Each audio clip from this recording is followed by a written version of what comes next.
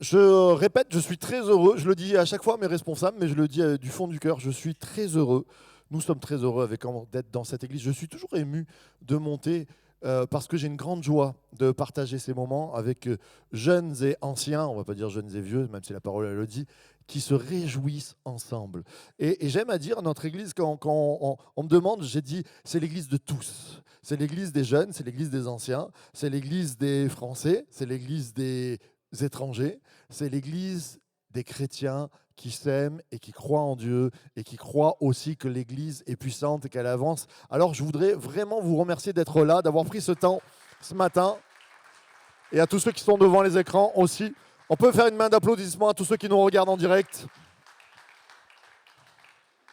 Toute la francophonie nous regarde, on a des milliers de personnes du Canada, d'Afrique. On vous remercie d'être là avec nous ce matin. Ce matin, on continue avec cette thématique multidis. Multidis, c'est parti. J'avais envie de revenir. Quand je suis arrivé dans cette église, il y a... Ah mais on n'a pas célébré. On n'a pas célébré.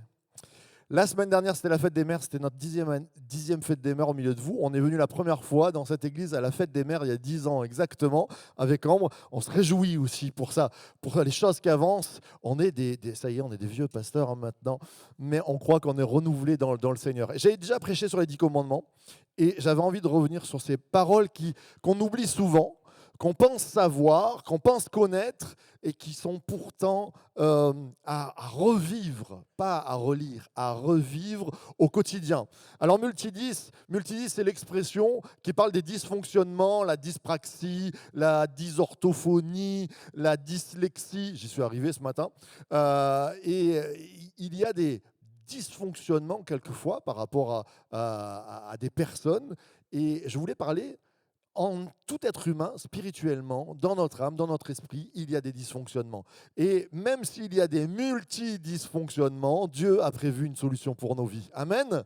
Dieu a prévu les 10 paroles, les 10 commandements. J'aime dire les 10 paroles parce qu'on a gardé 10 commandements, mais ce sont 10 paroles. Dieu parla, Dieu dit, et ces paroles, on le sait en hébreu, on le verra d'ailleurs, je vous invite à venir mardi pour cette thématique sur la culture hébraïque, ce cours de théologie, où on va voir combien les mots ont des doubles sens, et on sait, je vous en ai déjà parlé, quand Dieu parle, il crée quelque chose, et quand on prend les 10 paroles que Dieu nous a données, ça crée quelque chose en nous.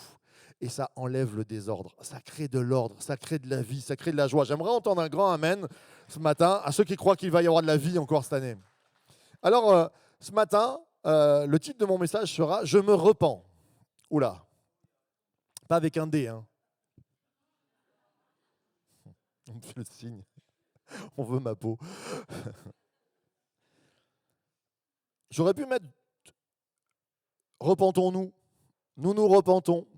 C'est très intéressant dans l'Église, comme quand c'est la bénédiction, Seigneur, bénis-moi. Seigneur, guéris-moi. Et quand on arrive sur l'axe de la repentance, Seigneur, nous nous repentons.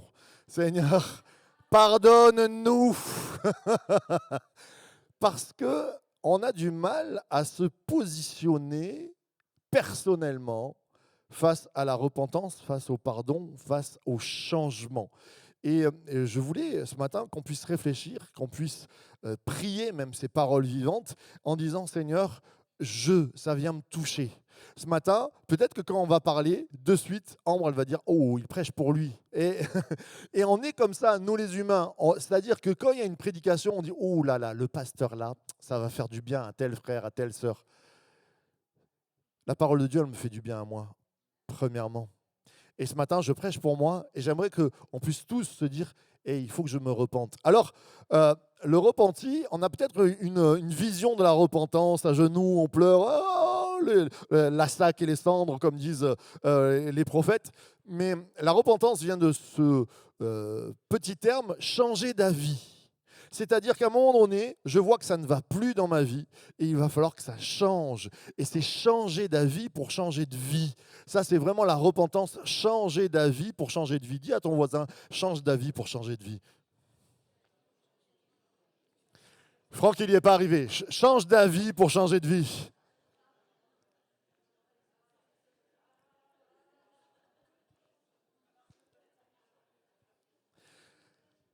La repentance, c'est un changement radical. C'est-à-dire quelque chose qui vient m'impacter, où je vois qu'il y a des problématiques dans ma vie. Et pour changer, je me repens, il va nous falloir des paroles miraculeuses.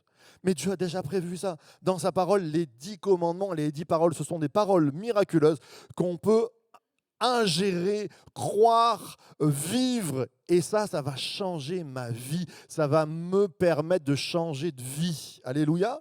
Donc ce matin, je veux vous amener sur ce changement. Pas celui de ton voisin, pas celui de l'Église, celui de toi personnellement. Je me repens. La repentance, comme je disais, c'est un changement où, à un moment donné, je me dis, Seigneur, il y a des choses qui ne vont pas. Et ça nous arrive à tous, en tant que croyants, de dire « Oh là là, ça ne va pas ». Quand on se regarde dans le miroir, par les rides, mais de se dire « Il y a des problématiques dans ma vie ». Eh bien, ce matin, je crois qu'elles vont changer. Je crois qu'elles vont prendre peur. Et d'ailleurs, elles sont déjà en train de trembler. Et tes problématiques personnelles, tes addictions, tes colères, ton caractère, là, il est en train de trembler et en train de dire la chair en toi. Oh non, n'écoute pas, n'écoute pas. Alors, penche-toi sur ton portable. Essaye de penser au poulet qui est en train de rôtir dans ton four. Essaye de voir, peut-être que tu vas voir tes enfants. Hop, hop, hop, hop. On se concentre. On prend 30-40 minutes là pour se dire je veux changer de vie. Amen. Alors, j'aimerais qu'on puisse lire, on va se lever ensemble. C'est la dernière partie des 10 commandements. Et ce matin, je prends les 5 derniers, on va les faire tous les 5 ensemble. Wow. Là, on a du lourd. Donc, j'ai menti, 30-40 minutes. Je pense qu'on en a pour au moins 2h30. Oublie le poulet. Tu ne commettras pas de meurtre. Tu ne commettras pas d'adultère. Tu ne commettras pas de vol. Tu ne porteras pas de faux témoignages contre ton prochain. Tu ne convoiteras pas la maison de ton prochain. Tu ne convoiteras pas la femme de ton prochain, ni son esclave, ni sa servante, ni son bœuf, ni son âne, ni quoi que ce soit qui lui appartienne. Amen, amen et amen. Certains se disent, je me suis levé, j'ai pris le temps, j'ai raté mon petit déj que je voulais au soleil pour entendre, je vais me prendre une fessée ce matin. Non, on a des paroles de vie. On a des paroles de vie autour de ces commandements que Dieu nous donne. Alors, première lecture, pourquoi j'ai fait les 5 ensemble? Parce que si tu les fais, les 5 séparément, tu ne vois pas la progression. Il y a une vraie progression. Pour nous, le pire, il est en haut, pas le meurtre. Donc, je se dis, ouh là là, bon, ça va. Mais plus on va avancer, plus on va voir que peut-être qu'on rentre dans les cases. Alors, tu ne commettras pas de meurtre, c'est tu n'assassineras point. Souvent, on a dit tu ne tueras point, mais le vrai terme, parce qu'il y avait des militaires à cette époque-là, il y avait de la défense qui devait défendre le pays, il y avait des morts, mais c'est vraiment le terme assassiner, c'est-à-dire penser à faire du mal à quelqu'un hors de toute justice et le tuer. C'est un assassinat, d'accord? Un meurtre. Tu ne commettras pas d'adultère. Alors, là, on est à la première étape, tu n'assassineras point. Je pense qu'au milieu de nous, on a 2 ou 3 assassins, mais on ne le sait pas.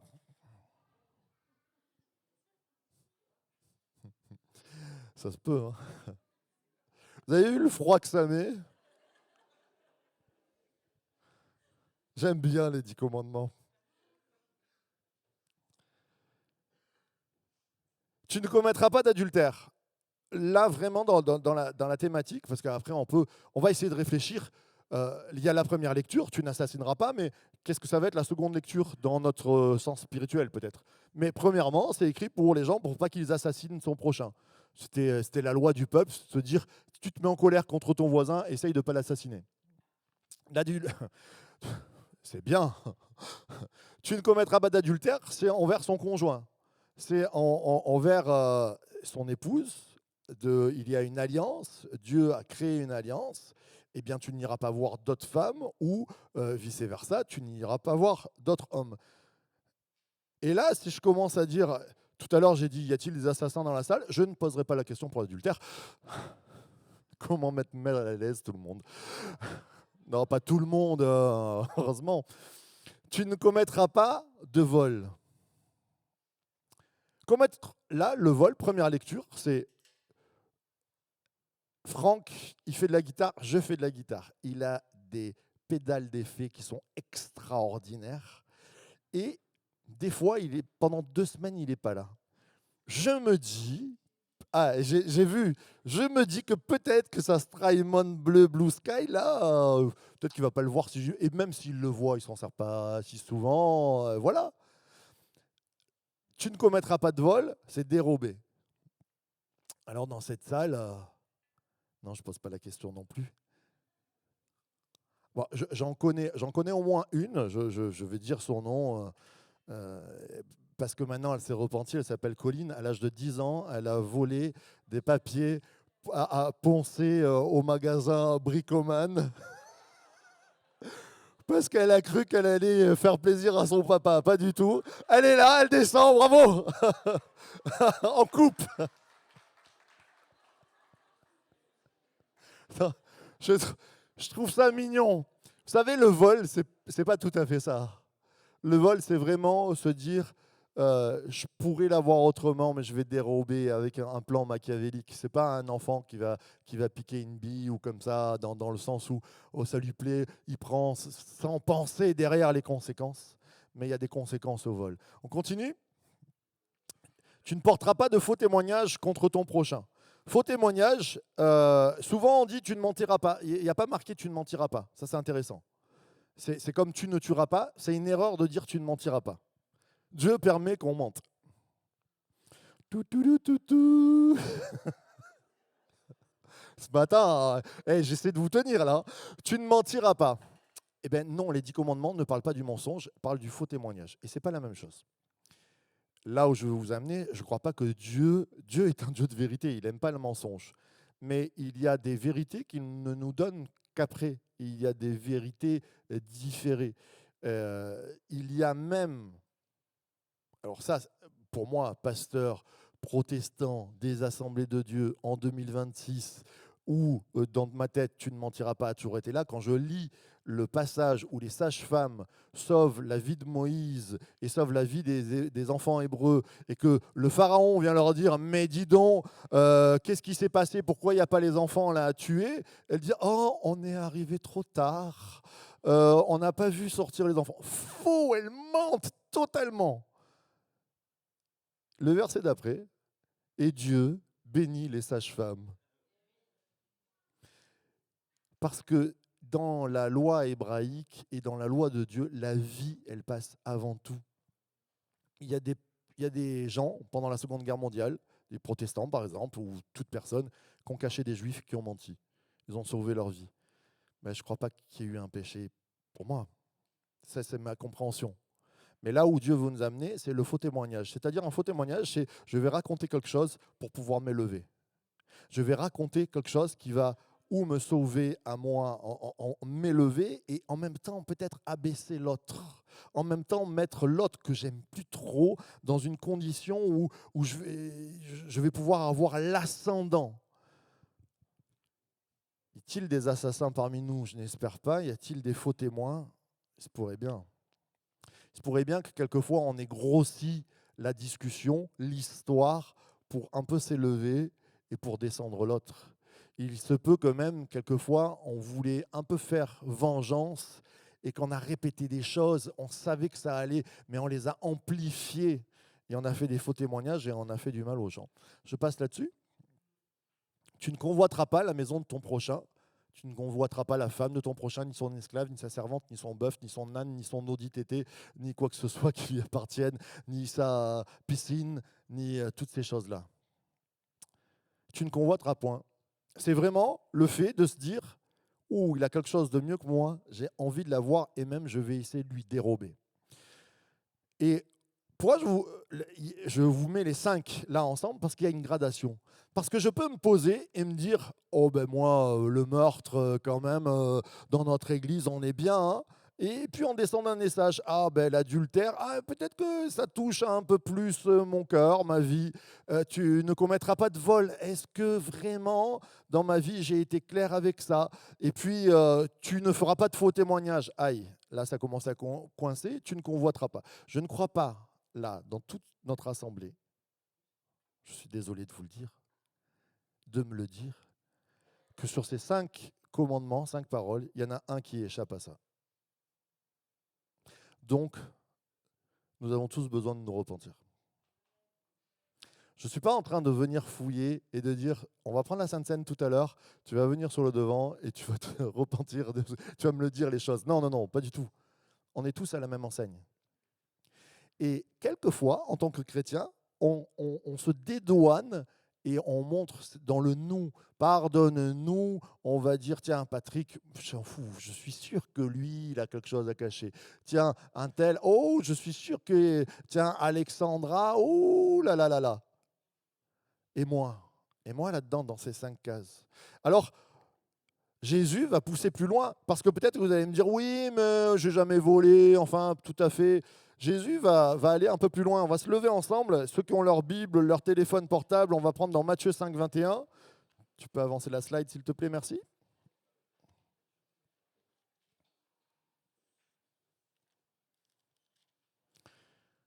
Parce que à l'époque de Jésus, il y avait des Juifs qui étaient à l'église, à la synagogue tous les week-ends et qui disaient mais moi j'ai pas tué, mais moi j'ai pas volé, je fais pas trop de faux témoignages et puis personne ne sait de trop si je convoite.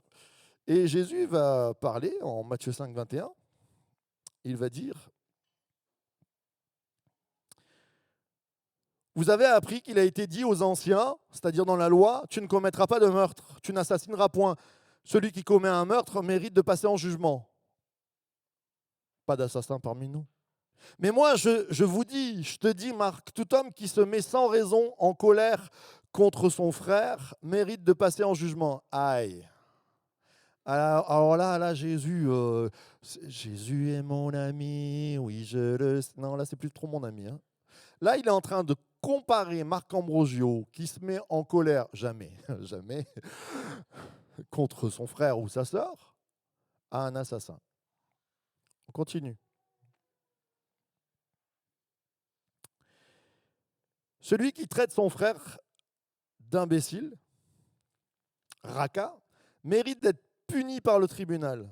Et celui qui le traite de fou mérite d'être puni par le feu de l'enfer.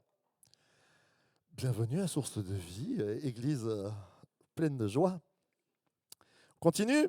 Si donc tu présentes ton offrande vers l'autel, que tu donnes ta dîme à Source de Vie et même plus, alléluia pour ça, faites-le quand même. Et que là, oui, on a besoin, la trésorière m'a dit ça baisse un peu en ce moment.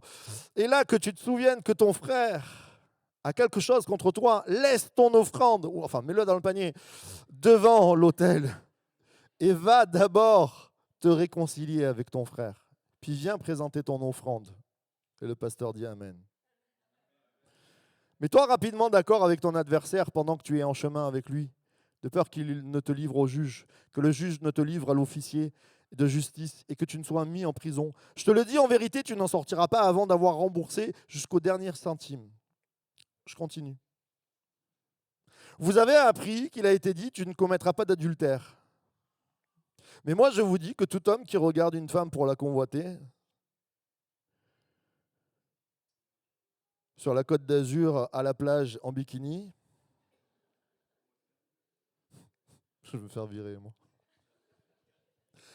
a déjà commis un adultère avec elle dans son cœur. Si ton œil droit te pousse à mal agir, arrache-le et jette-le loin de toi, car il vaut mieux pour toi subir la perte d'un seul de tes membres que de voir ton corps entier jeté en enfer. Amen, amen et amen. Vous pouvez prendre place.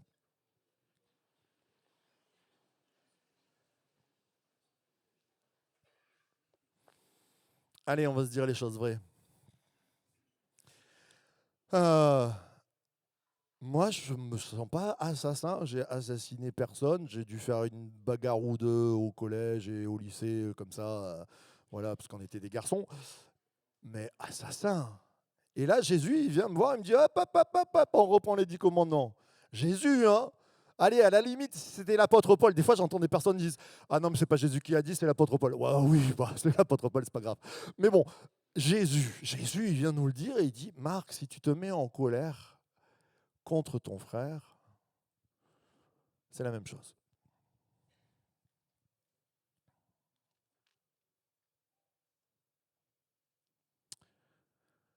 Mais c'est pas facile. C'est pas facile de se faire traiter d'assassin par Jésus quand même, hein.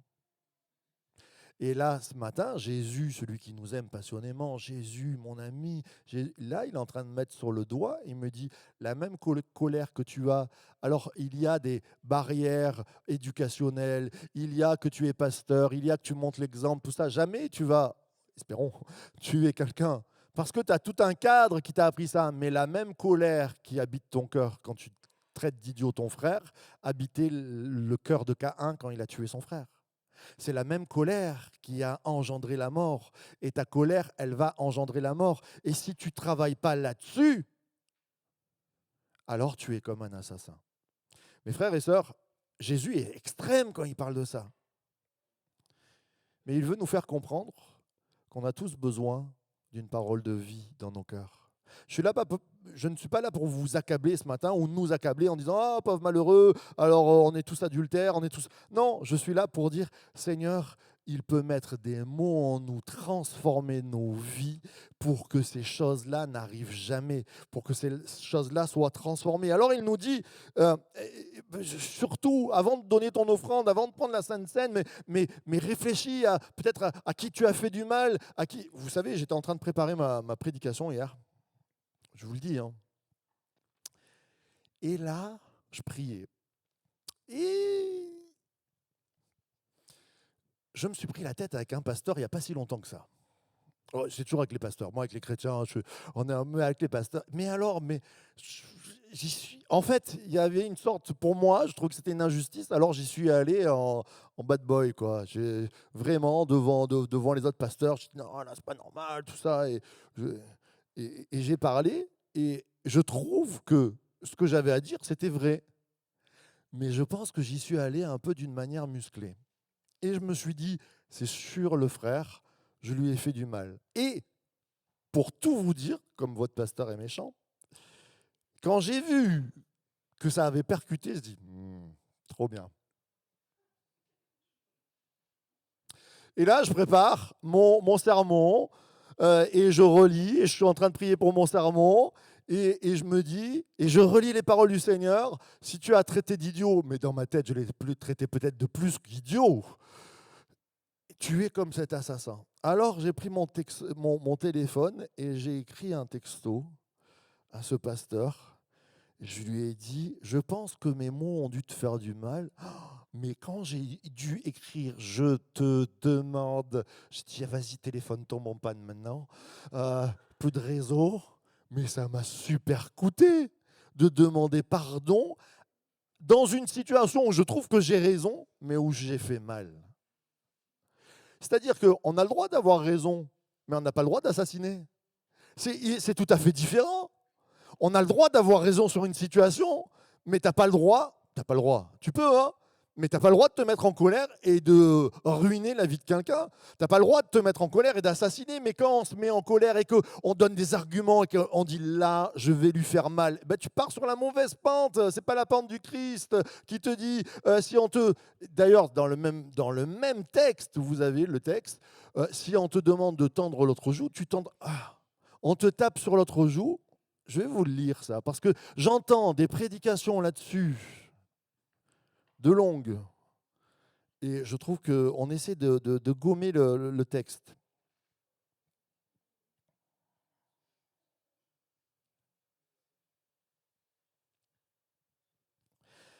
Vous avez appris qu'il a été dit, œil pour œil, dent pour dent, mais moi je vous dis de ne pas résister aux méchants. Si quelqu'un te gifle sur la joue droite, tends-lui aussi l'autre. J'aimerais qu'on reprenne le contexte. Parce que là, j'ai entendu des choses, mais non, on peut faire ci. Jésus est en train juste de dire, tu n'auras pas d'esprit de vengeance. C'est pas injustice. La justice, tu peux y aller. Tu peux dire, non, mais là moi, je ne trouve pas ça d'accord. Je ne suis pas en train de dire, il y a d'âmes qui parmi nous se sont pris des coups, mais bien sûr qu'il faut demander justice et plutôt séparez-vous de cette personne. Là, c'est malsain. On n'est pas dans ce côté-là, mais c'est dans le côté vengeance où Jésus est en train de dire quand dans ta vie, il y a des choses qui arrivent et que tu as une envie folle de te venger. Tendre l'autre joue, ça veut dire je ne me venge pas, j'ai assez d'amour, je reçois et je décide, je choisis d'aimer jusqu'à ouvrir la porte du pardon. C'est ça, tendre l'autre joue. Et dans mon caractère, comme je le dis souvent, en tant qu'Italien, nous, on nous a appris, avant que l'autre n'arrive pour te mettre un coup, tu lui en as mis deux. On ne sait jamais. Et s'il meurt, on peut même faire quelque chose d'intéressant, prier pour lui pour qu'il ressuscite. Non, je blague. Mais mes frères et sœurs, comprenez que ça vient checker nos vies là. Ça vient remuer de se dire, il y a des choses en nous où Dieu nous dit, quand tu commences à vouloir te venger, quand tu commences à mettre des arguments pour faire mal, tu es sur le chemin de l'assassinat. Waouh! Seigneur, moi, je priais hier soir. Hein. Alors j'ai envoyé mon texto, ça m'a fait mal, j'ai dégluti 10 fois. Mais je disais, change-moi, moi j'y arrive pas. Moi, quand on me fait du mal, j'ai des arguments qui arrivent quand même un petit peu. Hein. Alors, pas aussi rapide que certains, mais je me prépare. Et je me dis, vous savez, on a l'expression en français, je lui prépare un chiot de ma chienne. Je rumine, je me prépare au coup à coup. Pourtant, le Seigneur nous dit, vous n'êtes pas sur la bonne voie. Alors, j'aimerais que tu passes. Ce matin, quand on parle de meurtre, bien sûr que dans notre génération, gloire à Dieu, on est dans une civilisation, une société où on ne tue plus les gens parce qu'on se met en colère, mais on tue par nos yeux, on tue par nos actes, on tue par nos non-dits, on tue par nos paroles, on tue par nos vengeances. Seigneur, je me repens pour mes meurtres. Je me repens pour ma vengeance. Je me repens pour ma colère. Moi, Marc Ambrogio. Et je t'invite à le faire. Pourquoi ? Parce que ça va, et on va le voir ensemble, ça va déclencher la vie en toi. Je rencontre des chrétiens quelquefois où rien ne va dans la vie. Et quand je creuse, il y a du non-pardon de partout.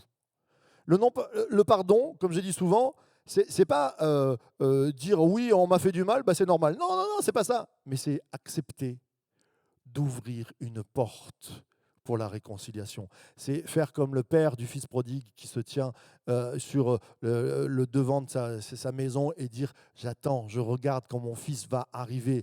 J'ouvre une porte de pardon. J'ouvre une possibilité à l'autre de revenir. Et pas je reste avec toutes mes armes et dès qu'il revient, je le fustige. Je me repens pour mes adultères. » Alors le Seigneur va parler d'avoir un regard. Je pense que l'adultère, ça touche à toutes sortes de choses. Il y a des fois des couples qui passent par cela. Et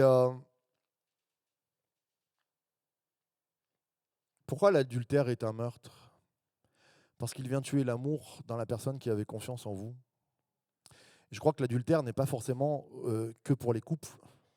Il y a des amis qui ont été adultères avec moi, ou moi j'ai été peut-être adultère avec eux, c'est-à-dire que j'ai fait des actions qui étaient déshonorantes pour eux.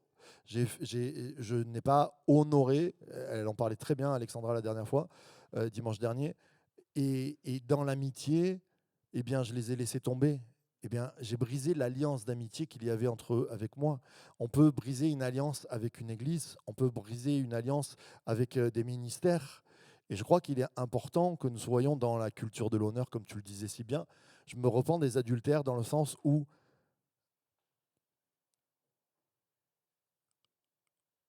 je suis allé voir ailleurs en sachant que ça allait faire du mal à l'autre. Je suis allé voir ailleurs en sachant que ça allait faire du mal à mon ami. Vous savez, je suis un peu bête, moi, des fois. Mais la loyauté, c'est vraiment un sujet qui me touche. Et quelquefois, j'ai des amis où ils ont un sacré tempérament et ils vont se fâcher avec d'autres personnes. Mais je suis tellement loyal que les autres personnes que je ne connais pas forcément, je ne vais pas leur parler.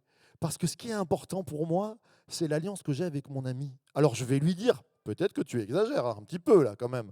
Mais je crois que c'est important qu'on soit dans des codes d'honneur. Je ne dis pas qu'il faut suivre les gens jusqu'au bout dans leurs erreurs. Ce n'est pas ça que je suis en train de dire. Mais je dis que l'alliance que je fais en amitié, l'alliance que je fais avec une église, l'alliance que je fais avec mon épouse, elle a une importance capitale. Qu'est-ce qui plaît à mon épouse? Qu'est-ce qui plaît à mes amis? Qu'est-ce qui plaît à mon église? Et je crois qu'on doit être dans ce support derrière, dans l'encouragement. Est-ce que vous me suivez ce matin? Est-ce que vous comprenez ce que je veux dire? Je crois que des fois, on sait très bien qu'on va faire mal. Quand c'est inconscient, il y a des fois où je me suis excusé, je dis oh, je ne savais pas que ça allait te faire du mal comme ça. Mais quelquefois, on sait consciencieusement que ça va faire du mal et on le fait quand même. Attention à notre loyauté et à nos codes d'honneur. Je me repens pour mes vols. C'est très intéressant. Le vol, c'est aussi kidnapping. Intéressant. C'est quand tu kidnappes une personne. Ça va jusqu'au vol d'une personne. Comme moi, quand je suis arrivé, j'ai vu la petite Ambre Gallon, je l'ai kidnappé à ses parents, pardon. Non, ce n'est pas ce kidnapping-là. Mais ça vient nous parler. Quelquefois, il y a des personnes qui ont du talent. Ça vous arrive de voir qu'il y a des personnes qui ont plus de talent que vous? Par exemple, Franck à la guitare, il a plus de talent que moi. Ah, il m'énerve. J'aime bien, je suis batteur, j'aime bien faire de la guitare. Et quand on joue, on me dit « Ah, on voit que tu es batteur, hein, ça veut tout dire. » Ça fait trop bien, super. Et là, en mon cœur, peut-être que va résonner un kidnapping de la gloire de Franck. Parce que je vais me dire, oh là là, il joue mieux que moi. Alors je vais tout faire pour lui voler la gloire, grignoter des trucs, balancer des termes. Et vous comprenez qu'on est des amis, ça ne se passe pas comme ça. Mais, comprenez là où je veux aller, c'est que le vol, c'est peut-être pas le vol de faire le casse d'une banque, mais c'est qu'au sein de ta famille, peut-être que tu es le second, que tu es toujours passé en second, derrière le premier, et que tu t'es dit, je veux voler la gloire, je veux kidnapper ça pour pouvoir m'élever. Alors, je comprends que des fois, il y a des souffrances. Mais le vol et le kidnapping n'est pas la réponse à la souffrance de ton cœur. C'est exactement comme Saül. Qui se souvient de Saül dans la Bible? Ça va? Vous vous rappelez? Il y en a qui ne s'en souviennent pas, je vous la refais.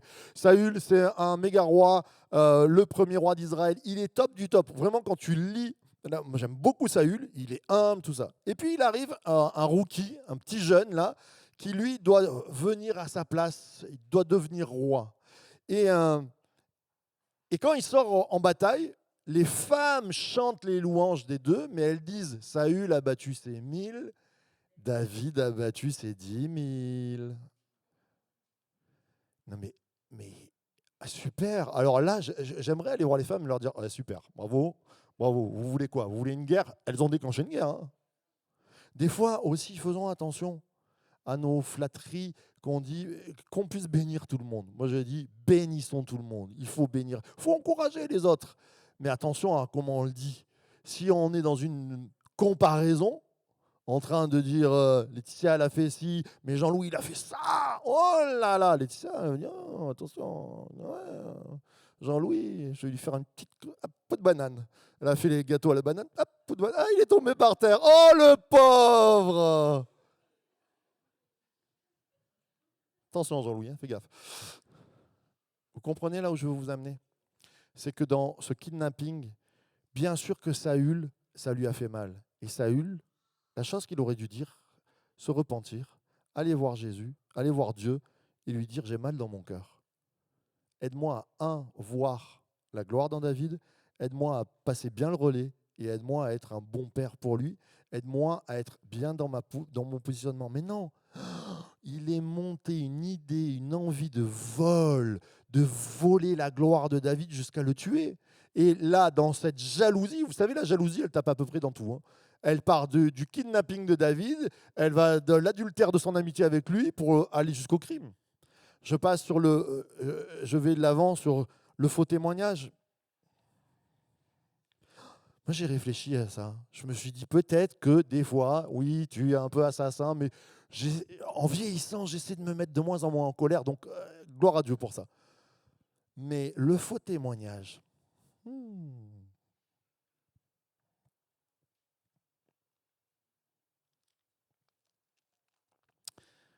raconter une histoire à la Marseillaise.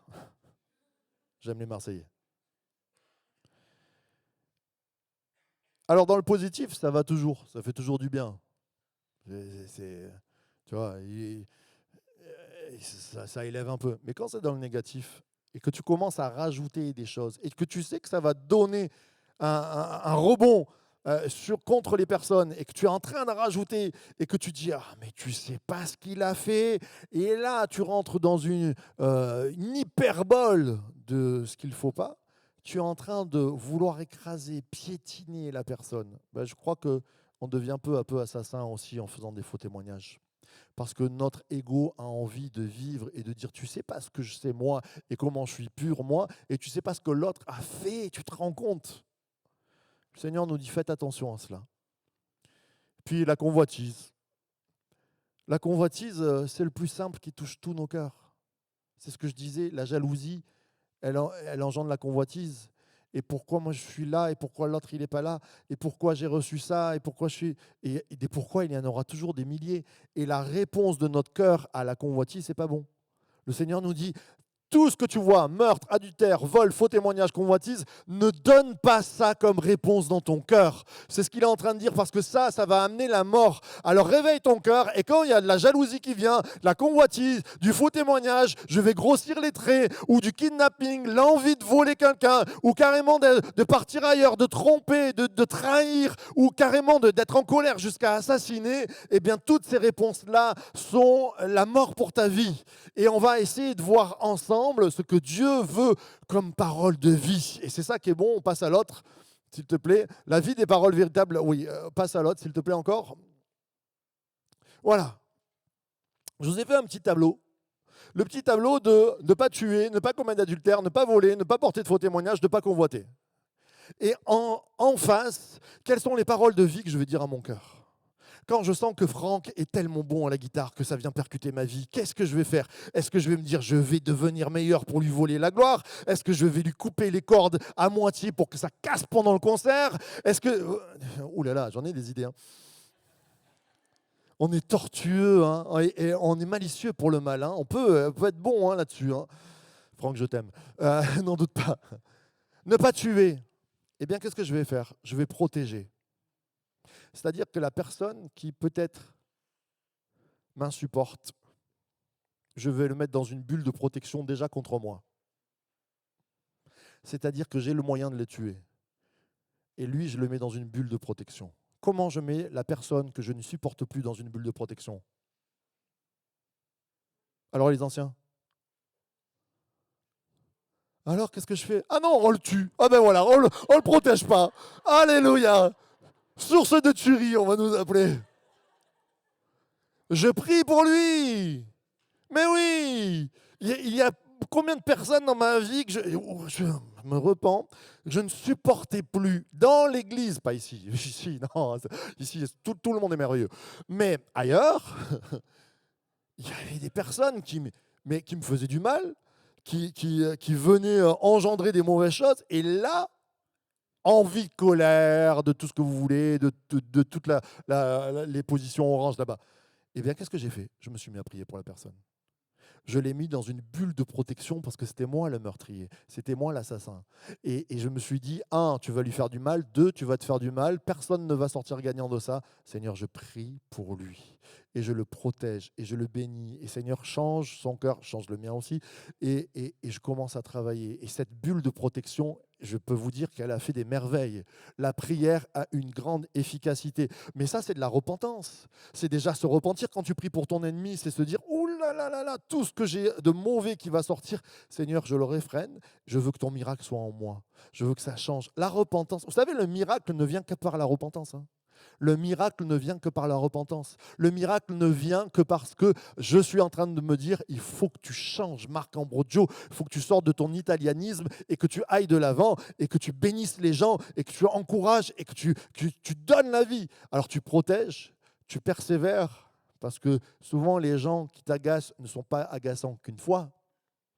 Tu persévères. Le Seigneur nous a dit, soyez persévérants, priez sans cesse, prie sans cesse pour cette personne qui t'agace et encourage la vie.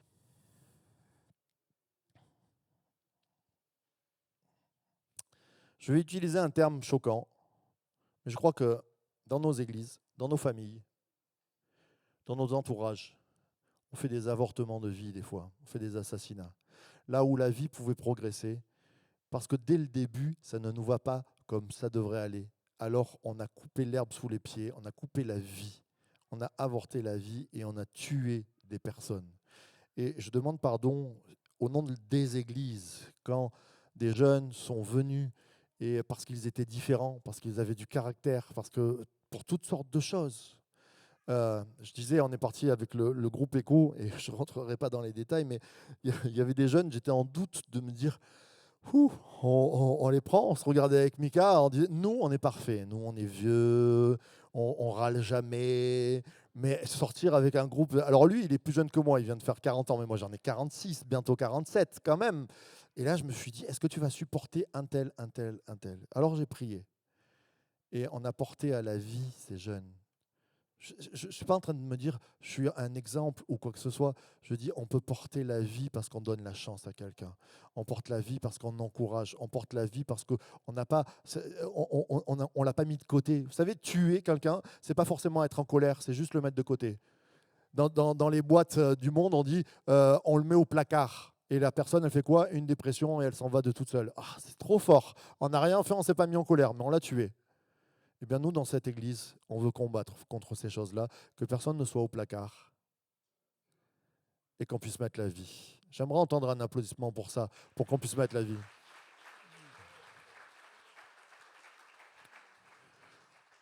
Ne pas commettre d'adultère, eh bien cultive la fidélité et l'amour. Cultive la fidélité, cultive l'amour.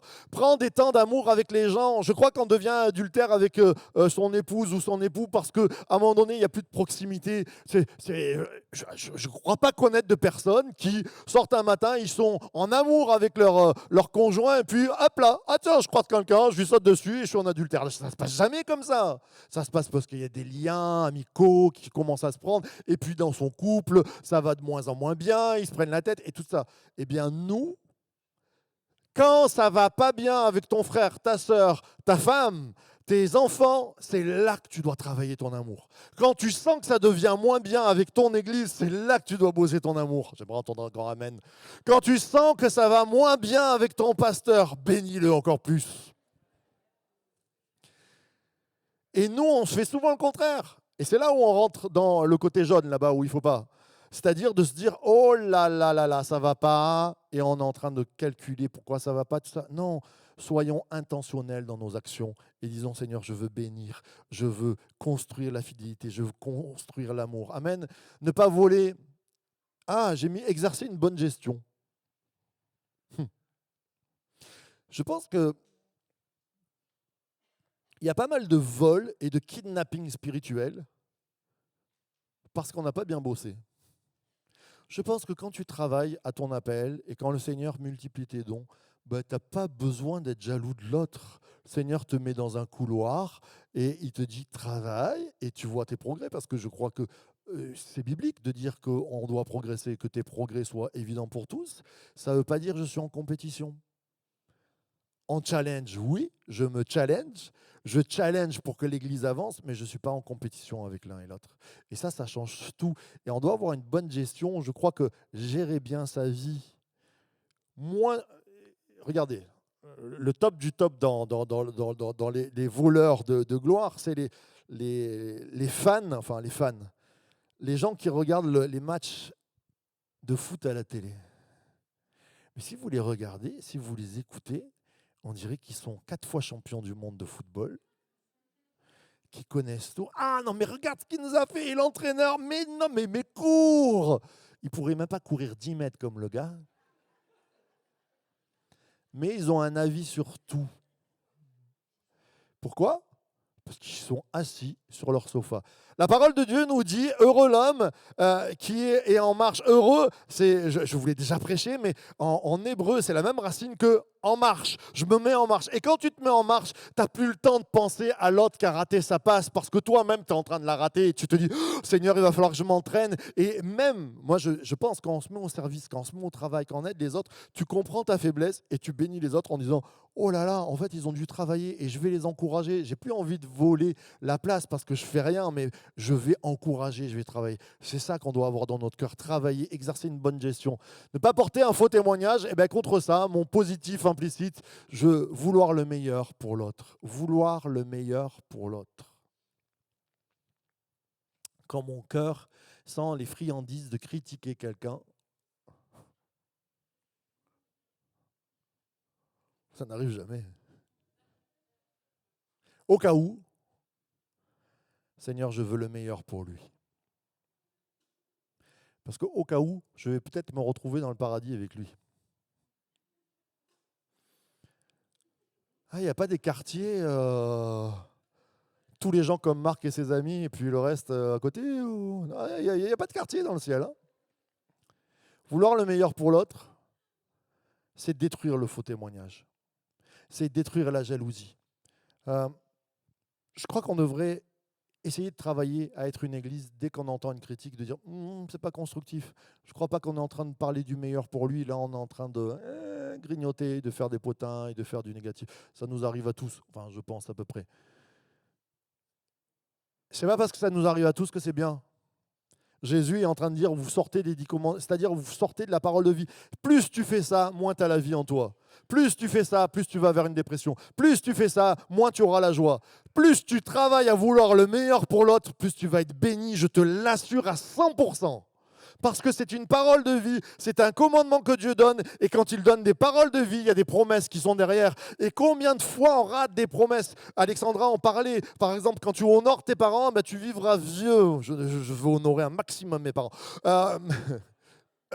Vivra vieux et heureux, bien marqué, et heureux. Et toutes ces choses-là, ça amène des promesses dans ta vie. Quand tu bénis l'autre, alors qu'il t'a fait aimer vos ennemis. Mais c'est quoi cette parole, Jésus? Tu sais, on le dit, oui, il faut aimer ses ennemis, mais dans la réalité, on a tous des envies d'assassinat presque, de colère, de vengeance. Mais Seigneur, je veux le meilleur. Je me repens de ces pensées-là. Je veux le meilleur. Et quand je rentre dans des critiques et dans des faux témoignages qui sont quand même une désobéissance aux 10 commandements, c'est-à-dire les paroles les plus puissantes que Dieu a données, qu'il nous a laissées.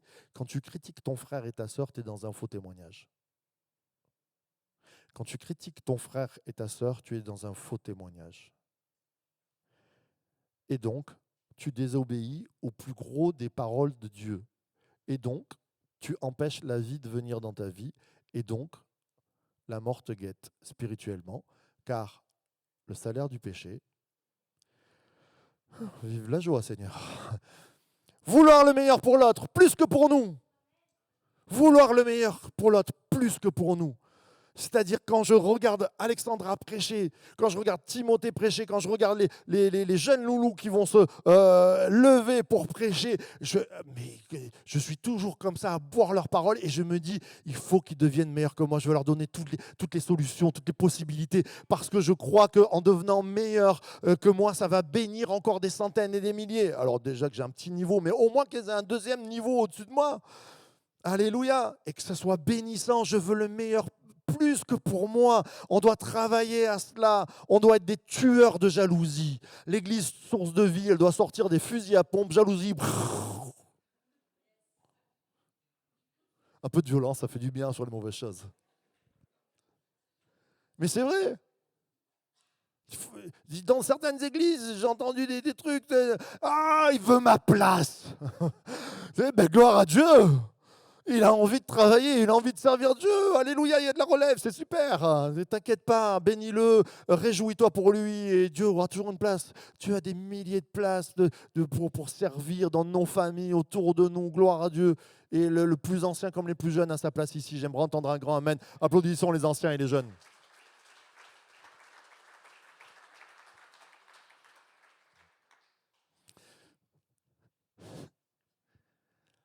Et ne pas convoiter. Développer le contentement.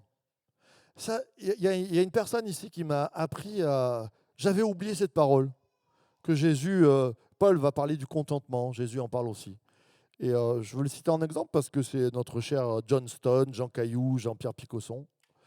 Et il me parlait une fois du contentement. Vous savez, des fois vous lisez la parole, quelquefois vous lisez la parole de Dieu, ça ne fait rien. Quelquefois, vous entendez une prédication, comme ce matin. Non, ça va faire beaucoup ce matin, alléluia. Mais vous passez dessus. Puis un jour, il me parle avec sa profondeur, avec ses yeux multi-bleus, là, comme ça, là, avec sa profondeur. Et là, il me dit, le contentement, c'est une bénédiction. Je l'ai saisi au vol. Parce que si un jour vous voulez parler avec Jean-Pierre, et comme nombre d'anciens ici, ils sont passés par des épreuves terrifiantes, des fois. Et quelquefois, ils ont été riches, quelquefois, ils ont été pauvres. Mais en tous ces moments, ils ont béni l'Éternel. Et je crois que je me mets à convoiter quand je ne suis pas content de ma maison. Je me mets à convoiter quand je ne suis pas content de la voiture que Dieu m'a donnée. Je me mets à convoiter quand je trouve que mon église, elle n'est pas comme MLK. Je me mets à convoiter quand je pense que mon groupe de jeunes, il n'est pas comme ça. Je me mets à convoiter quand ce que je vise est plus haut que ce que j'ai. Et quand je me mets à convoiter, c'est que mon cœur a un problème qui peut l'amener jusqu'à l'assassinat. Ce que je vous disais, il y a une gradation, et les 10 commandements, ils vont de plus en plus bas. Ah, t'es pas assassin? Oui, oui, t'es pas assassin. Ah, t'es pas adultère? Ah, bah, non, t'es pas adultère. Ah, t'es pas voleur? Ah, ouais, non. T'es pas un faux témoin, t'as pas menti sur certaines choses, mais convoité. La jalousie. Alors, ce matin, cette prédication, elle est simple. J'ai voulu juste garder les profondeurs et la simplicité de la parole de Dieu, qui nous montre que nous avons tous un problème qui peut nous amener jusqu'à l'assassinat spirituel. Nous avons tous un cœur qui un jour a convoité ou qui a été adultère, et ça peut aller plus loin. Et le Seigneur dit, mais je ne suis pas en train de te reprendre, de te taper sur les doigts, je suis en train de te dire, j'ai le moyen de te mettre dans la vie et la vie en abondance si tu abandonnes toutes ces choses. Et que tu passes à protéger, persévérer, encourager la vie, cultiver la fidélité, l'amour, exercer une bonne gestion, vouloir le meilleur pour l'autre plus que pour toi, développer le contentement et te réjouir pour l'autre.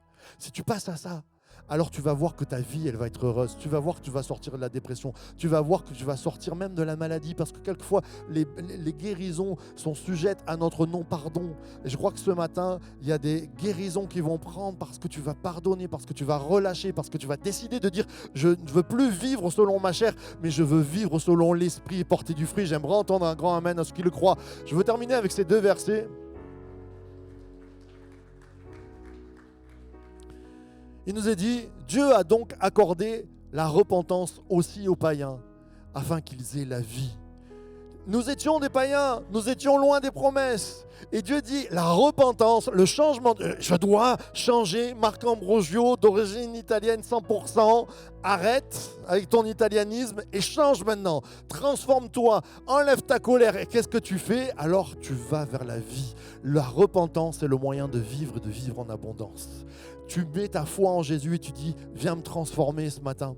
Et puis, j'aime ce verset qui nous dit dans Romains, la bonté de Dieu te pousse à la repentance. La repentance, comme je dis, c'est pas pleurer, être à genoux, c'est pas forcément ça. C'est dire, j'ai mal fait, j'ai fait du mal. Mais la bonté de Dieu, quand je m'approche de Dieu, Dieu est tellement bon, c'est vrai. Mardi, on passait un temps d'adoration, mais t'as plus envie de te battre, t'as plus envie de te venger, t'as plus envie d'être en colère quand tu es proche de Dieu. Quelque chose qui vient toucher ta vie. Alors j'aimerais qu'on puisse se lever ce matin.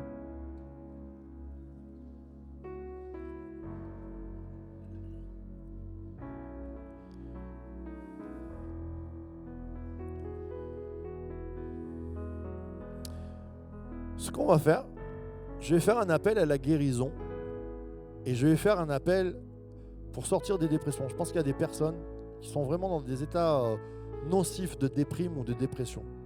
Et je crois qu'il y a une clé ce matin à bénir les autres, à rentrer dans ce processus. Je crois qu'il y a une clé aussi de guérison corporelle en abandonnant et en disant « Seigneur Jésus, je veux marcher selon ta bonté, je veux aimer même mon ennemi, je veux bénir, je veux tendre l'autre joue, je veux pardonner, je veux ouvrir. » Mais avant cela, j'aimerais que les personnes qui sont prêtes pour le pain et le vin puissent venir. Jésus nous a dit, quand tu prends le pain et le vin, s'il y a du non-pardon, réconcilie-toi avec ton frère. Alors peut-être que vous pouvez sortir des rangs, on a le droit, mais peut-être que tu vas le faire après. Mais quand tu prends le pain et le vin, là, ce matin, s'il y a des problématiques de non-pardon, est-ce que les équipes peuvent commencer à s'approcher? Merci. On va chanter ce chant, sonde-moi, ô Dieu. Il faut que ça change dans nos cœurs. Jésus veut faire le miracle. Il faut que ça change, qu'il y ait des paroles de vie. Il faut que la jalousie tombe pour la bénédiction, pour l'encouragement. Il faut que les colères changent pour la bénédiction, la tempérance. Et alors que le pain et le vin passent ce matin, et qu'on chante cette chanson, qu'on chante ce cantique, que nous puissions dire « Seigneur Jésus, change-moi ». Après, nous prierons pour les malades.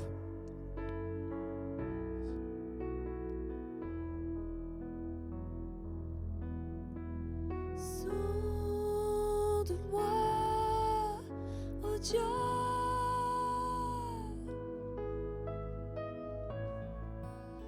et connais mon cœur, éprouve-moi, Seigneur,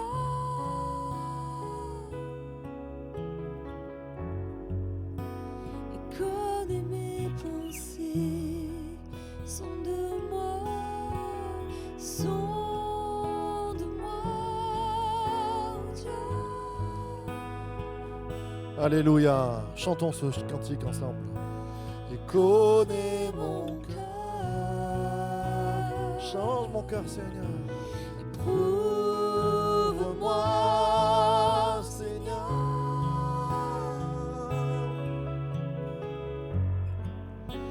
et connais mes On reprend ces paroles. Sonde-moi, ô Dieu, ce matin. Sonde mon cœur, Jésus. Sonde-moi, ô Dieu.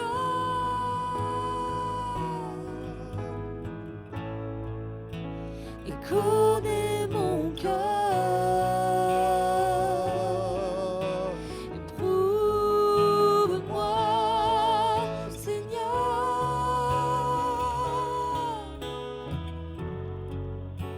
et connais mes pensées. Regarde si je suis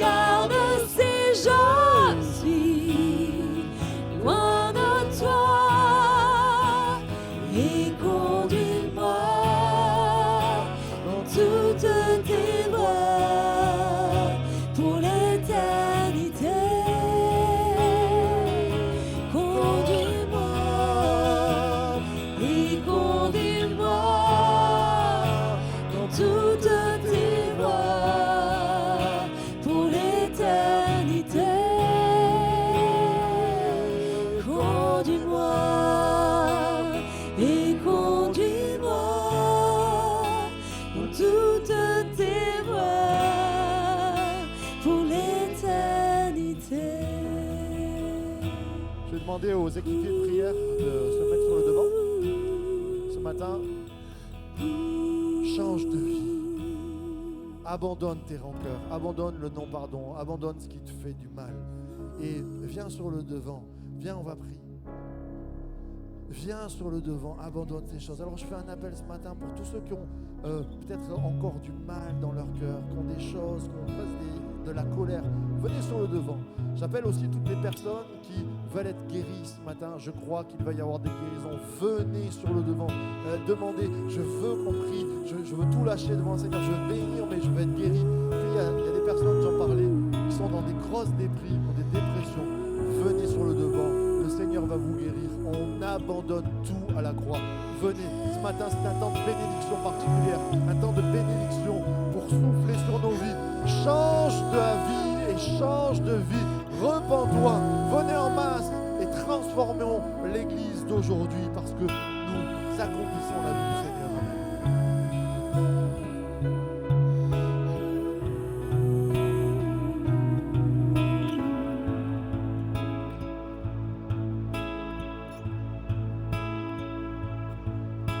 Je te donne mon cœur, il ne m'appartient plus. Ce que j'ai de meilleur, tout est pour toi, Jésus.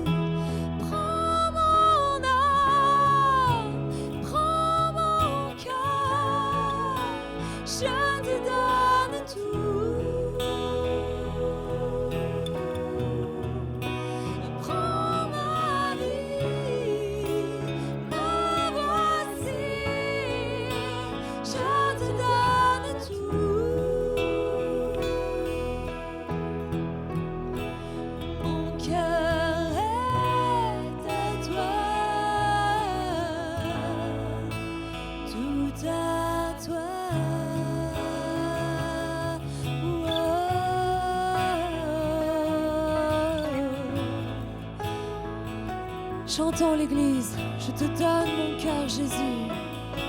Je te donne mon cœur. Il ne m'appartient plus. Comme une prière qui s'élève vers le Père.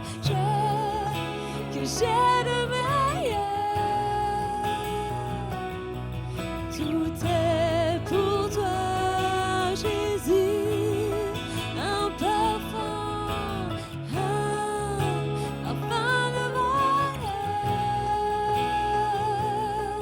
Sur toi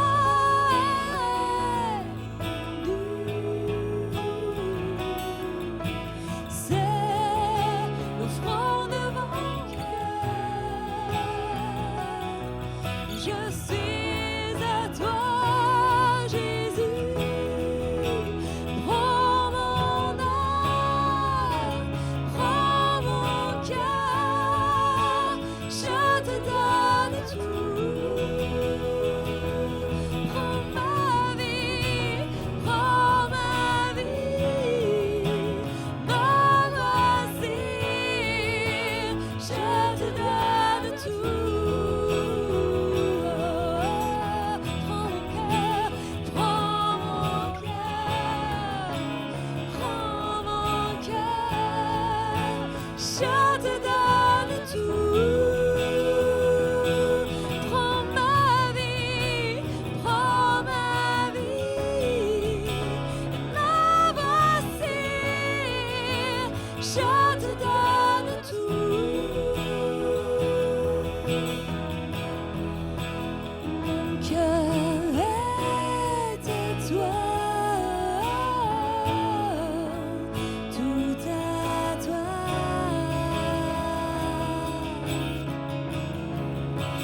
Mon cœur est à toi, tout à toi.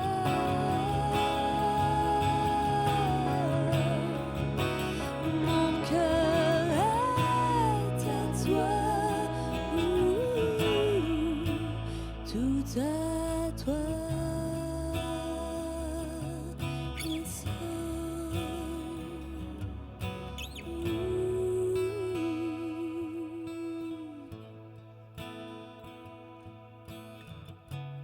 Alléluia. Ce moment n'est pas terminé. Et, je crois qu'il y a des personnes vraiment que on reste debout, Église, à moins que vous soyez fatigués, je comprends, mais on reste debout dans l'adoration. On prend un temps de louange, d'adoration. Il y a des personnes, je crois vraiment, vous êtes dans un mal-être profond. Il y a un mal-être profond. Je sens au fond, c'est le Saint-Esprit qui semble me dire ça. Alors viens sur le devant, on va prier. Il y a certaines personnes, elles ont mis des couvertures sur leurs problèmes en disant ça va passer, mais sous cette couverture il y a de la douleur. Viens, on prie pour la douleur de ton cœur. On n'est pas en train de se regarder, on n'est pas en train de faire le show, quoi que ce soit. On est en famille et on veut, comme des gens ont prié pour moi pour que j'avance, je veux prier pour toi. On est en famille, viens sur le devant, viens laisser cette tristesse dans ton cœur, viens être consolé par l'amour du Père alors que tu sois en haut, descends, que tu sois là, sors des rangs, on prie ensemble, on prend un moment pour que tu sois consolé profondément de tes meurtrissures. Viens sur le devant, on prie. Comment exprimer toute ma gratitude? Je n'ai pas les mots et rien de nouveau. Je pourrais chanter des milliers de fois le chant terminé, tu seras toujours là. Alors j'élève les mains pour t'adorer encore et encore. Est-ce qu'on peut lever les mains devant Jésus? Que j'ai ton Alléluia, Alléluia. Je n'ai rien à t'offrir qui ne soit digne d'un roi, si ce n'est mon cœur qui chante Alléluia.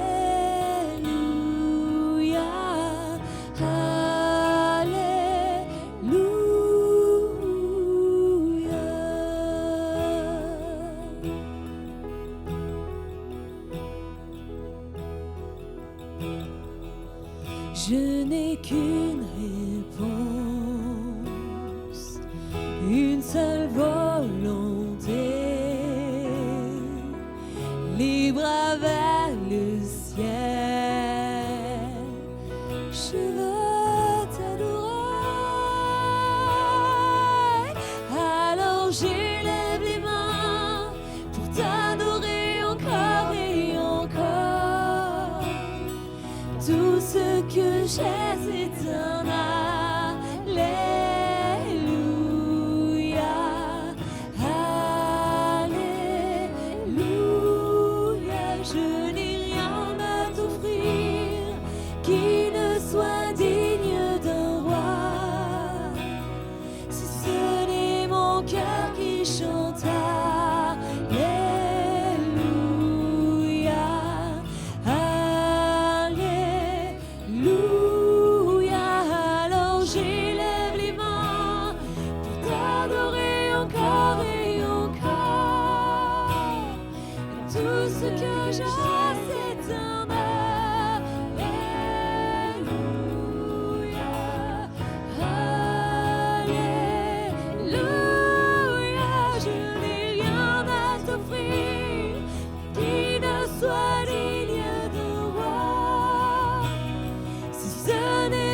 cœur qui chante.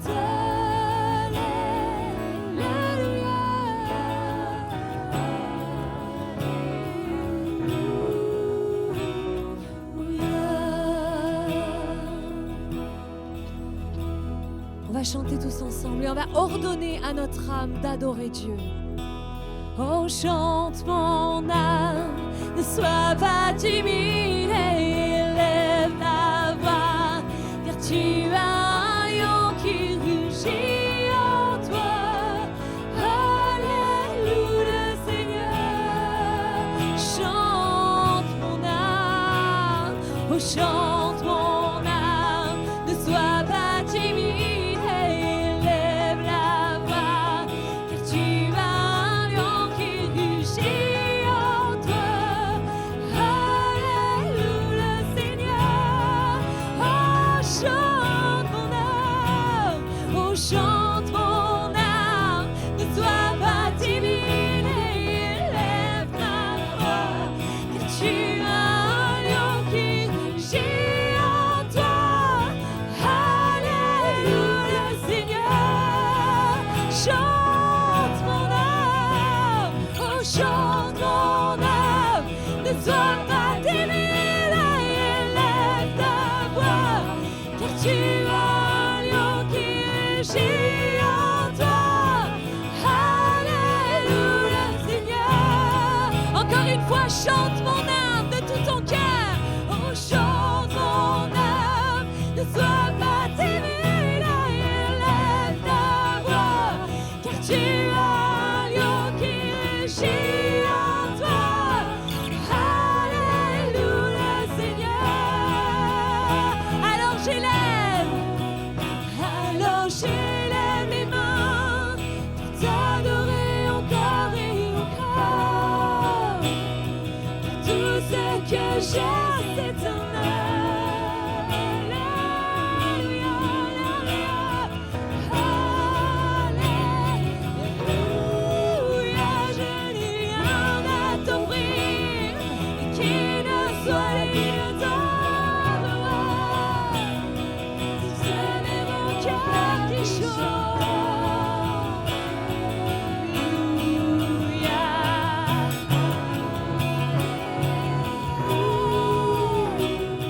Chante mon âme, ne sois pas timide et élève ta voix, car tu as un lion qui rugit en toi.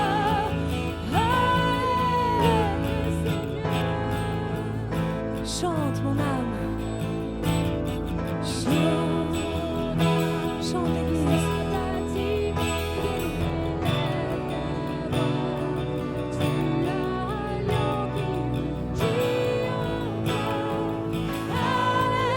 Alléluia, Seigneur. Chante mon âme, ne sois pas timide et élève ta voix,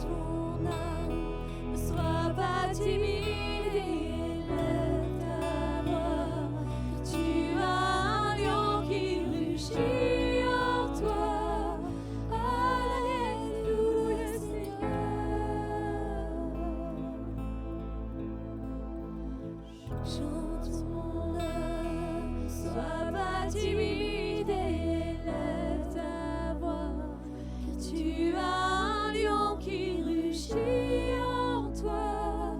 Alléluia, le Seigneur. Alors j'élève les mains pour t'adorer encore et encore. Jésus, tout ce que j'ai, c'est un Alléluia. Alléluia. Je n'ai rien à t'offrir qui ne soit digne d'un roi. Si ce n'est mon cœur qui chante Alléluia.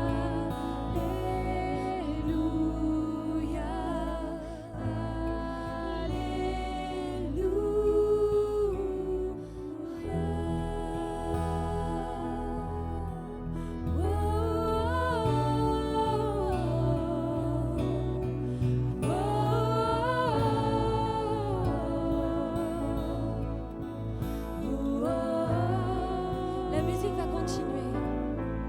Dieu t'a fait une bouche. Alors ouvre la bouche maintenant et adore ton Dieu. Dis-lui merci. Dis-lui peut-être de venir te changer, te transformer. Dis-lui de venir prendre toute la place dans ta vie, dans ton cœur. Qu'il fasse de toi un vase d'argile, un vase à sa gloire, transformé pour de bonnes œuvres. Ouvre ta bouche, dis-lui merci Père.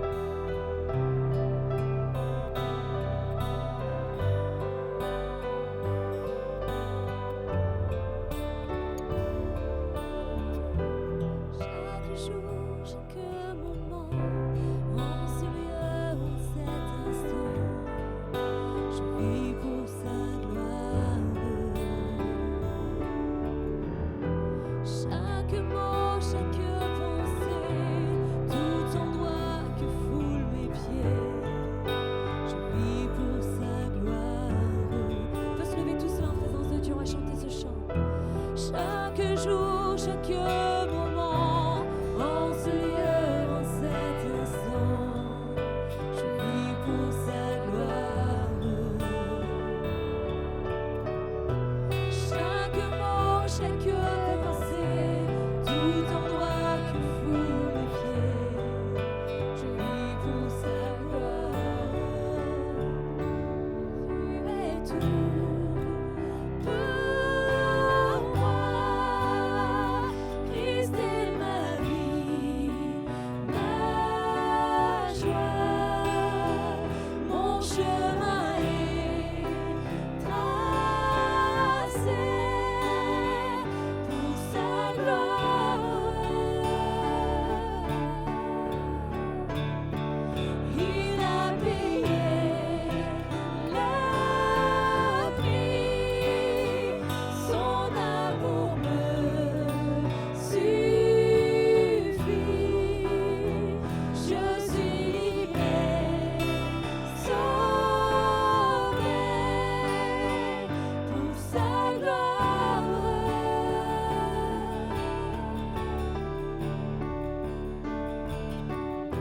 Chaque envie, chaque désir, pour lui seul doit s'accomplir. Je vis pour sa gloire.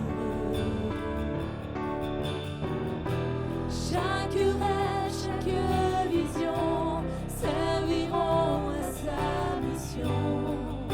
Je vis pour sa gloire. Jésus est tout pour moi. Christ est ma vie, ma joie. Mon chemin est tracé pour sa gloire.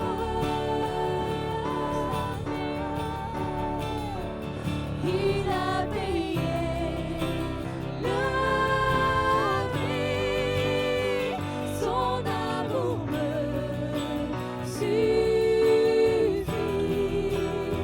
Je suis livré, sauvé pour sa gloire. Oh, dans ma volonté, chante l'église. Dans ma volonté, que ta volonté soit faite, que ta volonté soit faite. Dans ma volonté, que ta volonté soit faite, que ta volonté soit faite. Dans ma volonté, que ta volonté soit faite, que ta volonté soit faite. Dans ma volonté, que ta volonté soit faite, que ta volonté soit faite.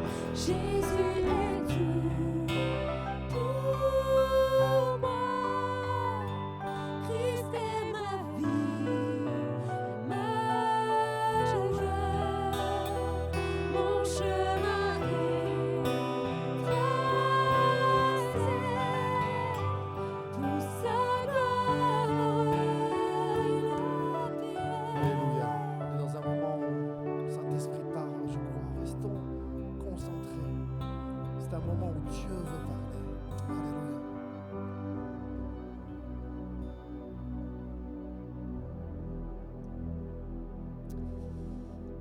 Que viens-tu chercher à l'église? Que viens-tu chercher à l'église? Avant toi, des tas d'autres personnes sont venues dans cette église. Et si tous étaient restés, cette salle serait trop petite.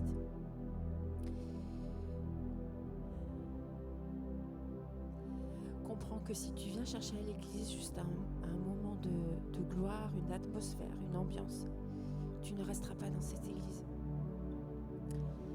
Tu as entendu ce matin tout ce que Dieu t'a dit.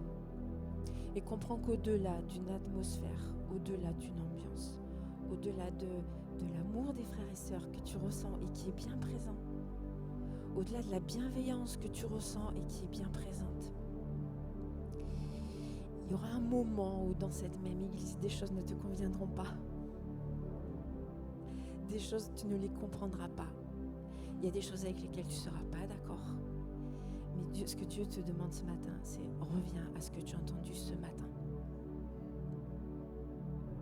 Et dans ces moments-là, quand personne ne te verra,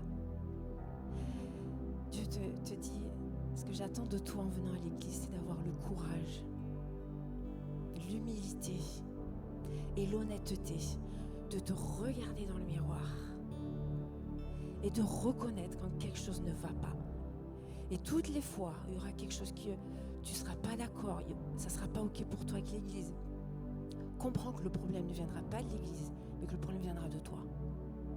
Parce qu'il y aura quelque chose que tu devras lâcher, que tu devras accepter et à laquelle tu devras renoncer. Juste mes frères et sœurs, comprenez que ça n'a pas été facile pour moi de vous dire ça et que j'ai lutté avant de venir le dire. Mais je fais preuve aussi d'authenticité en vous disant que c'est parce que je l'ai vécu que c'est d'autant plus facile, entre guillemets, c'est d'autant plus coûteux, mais authentique pour moi d'avoir cette démarche. Soyez bénis. Alléluia. On pourrait se lever ensemble. Levez la main vers le Seigneur, si la santé vous le permet. Prendre un engagement devant le Seigneur. Je me vois comme au Sinaï, où il nous est dit juste après le texte des 10 commandements, la montagne fumait et il y avait comme des tremblements de terre. Dieu était si puissant que les Hébreux, on voulait aller se cacher, ils ont dit non, on ne veut pas te voir. Mais nous sommes le peuple de Dieu, nous voulons voir Dieu. Et nous ne voulons pas nous cacher parce qu'on a honte, mais nous voulons dire travaille nos cœurs. Je crois que c'est un rendez-vous pour cette église, un vrai rendez-vous. Peut-être pour les gens qui sont de passage, mais quand tu rentreras dans ton église, parce qu'une transformation a pris place en toi, parce qu'une transformation a pris place en moi, parce qu'une transformation a pris place en nous ce matin. Et comme responsable de cette église, comme berger, comme pasteur, je lève le premier la main. Nous nous unissons en prière. Nous disons, notre Père, nous avons péché contre toi. J'ai péché contre toi. Notre Père, j'ai eu des mauvais sentiments. Notre Père, j'ai fait passer mes sentiments en premier peut-être. Seigneur, et c'est tous unis ce matin que nous voulons dire, tu es notre Père. Tu es notre chance. Tu es notre vie. Tu es notre transformation. Tu es notre avenir. Tu es notre honneur. Tu es notre fidélité. Tu es notre encouragement. Oh, ce matin, nous levons les mains en disant, viens, transforme nos vies. Viens changer nos cœurs. Nous nous humilions. Nous nous repentons. Nous te demandons pardon. Seigneur, nous avons soif de ta présence ce matin. Balaye nos vies, fais le ménage, émonde les branches qui sont trop longues. Que ta main vienne sur nous, viens nous bénir. Souffle sur nos vies encore. Saint-Esprit, que nous portions du fruit. Nous nous repentons. Nous changeons d'avis pour changer de vie en ton nom. Alléluia. Non, ma volonté. Non, ma volonté. Que ta volonté soit faite, que ta volonté soit faite, non ma volonté, non ma volonté, que ta volonté soit faite, que ta volonté soit faite, non ma volonté, non ma volonté, que ta volonté soit faite, que ta volonté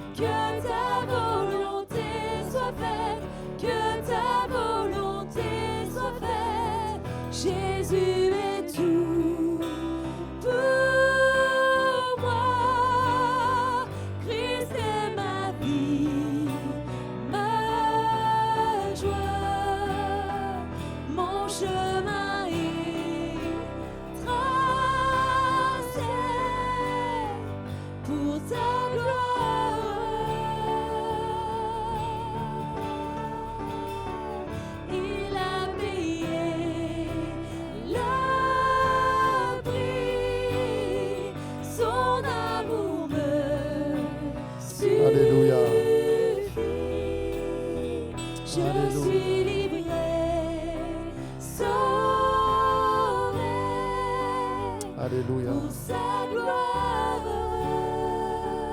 On va faire passer les offrandes ce matin. Le trésorière me disait en ce moment, c'est la crise de l'essence et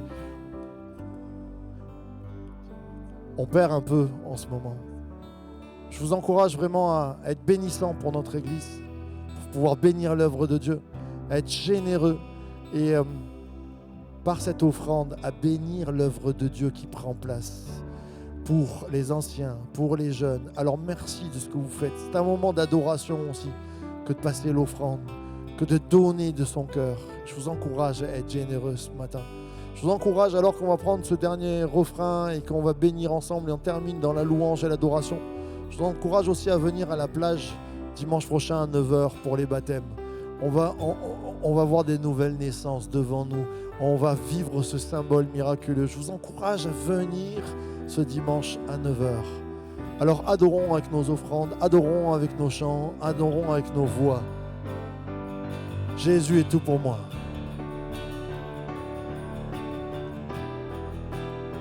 Jésus est tout pour moi. Christ est ma vie, ma joie. Mon chemin est tracé pour sa gloire.